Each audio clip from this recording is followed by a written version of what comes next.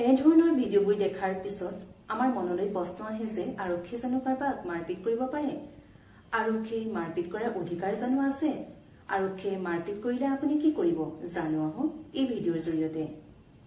আইনৰ কোনো ধাৰা নাই যে আৰক্ষীয়ে আপোনাক মাৰপিট কৰিব বা চৰ মাৰিব।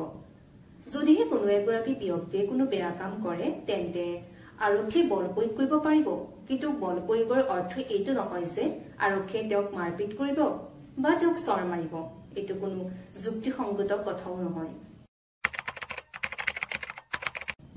আৰক্ষীয়ে যদি আপোনাক মাৰপিট কৰে তেন্তে আপুনি কি কৰিব?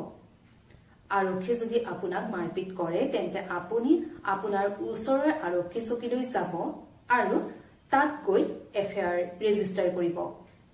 আৰু যদি আপোনাৰ সম্ভৱ হয় আৰক্ষীগৰাকীয়ে মাৰা সমগ্ৰ দৃশ্যাৱলী আপোনাৰ মোবাইল ফোনটোত ৰেকৰ্ডিং কৰিব পাৰিব। কিন্তু তেনে কৰাটো আপোনাৰ পক্ষে জটিল হ'ব, যিহেতু আৰক্ষীগৰাকীয়ে তেনে কাম কৰিবলৈ আপোনাক নিদিব।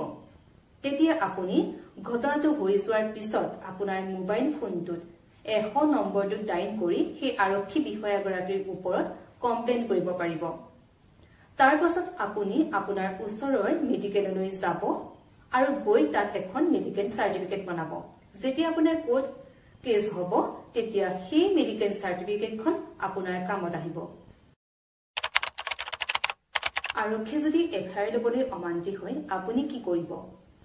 আৰক্ষীয়ে যদি এফআইআৰ ল'বলৈ অমান্তি হয় তেন্তে আপুনি এছপি ডিএছপিৰ ওচৰত যাব পাৰিব, নাইবা উকিলৰ সহায় লৈ সেই নিৰ্দিষ্ট আৰক্ষী বিষয়াগৰাকীৰ ওপৰত জাননী জাৰি কৰিব পাৰিব। যদি পুলিচ কাষ্টাডিত আপোনাক মাৰপিট কৰে আপুনি কি কৰিব? যদি কিবা কাৰণবশতঃ আৰক্ষীয়ে আপোনাক এৰেষ্ট কৰিছে তেন্তে আপোনাৰ ভুল হওক বা নহওক আৰক্ষীয়ে আপোনাক মাৰপিট কৰা বা টৰ্চাৰ কৰাৰ ৰাইট নাই।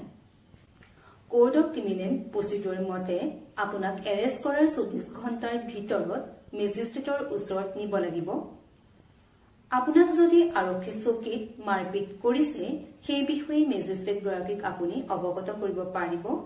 তেতিয়া মেজিষ্ট্ৰেট গৰাকীয়ে আপোনাক মেডিকেল কৰিবলৈ অৰ্ডাৰ দিব আৰু সেই নিৰ্দিষ্ট আৰক্ষী বিষয়াগৰাকীৰ ওপৰত মেজিষ্ট্ৰেট গৰাকীয়ে আইনী ব্যৱস্থা ল'ব পাৰিব। ভিডিঅ'টো চাই যদি আপোনালোকৰ ভাল লাগিছে তেন্তে লাইক কৰিব, কমেন্ট কৰিব, শ্বেয়াৰ কৰিব, যিমান পাৰে সিমান, যাতে সকলো মানুহ এই বিষয়ে সজাগ আৰু সচেতন হয়। ধন্যবাদ।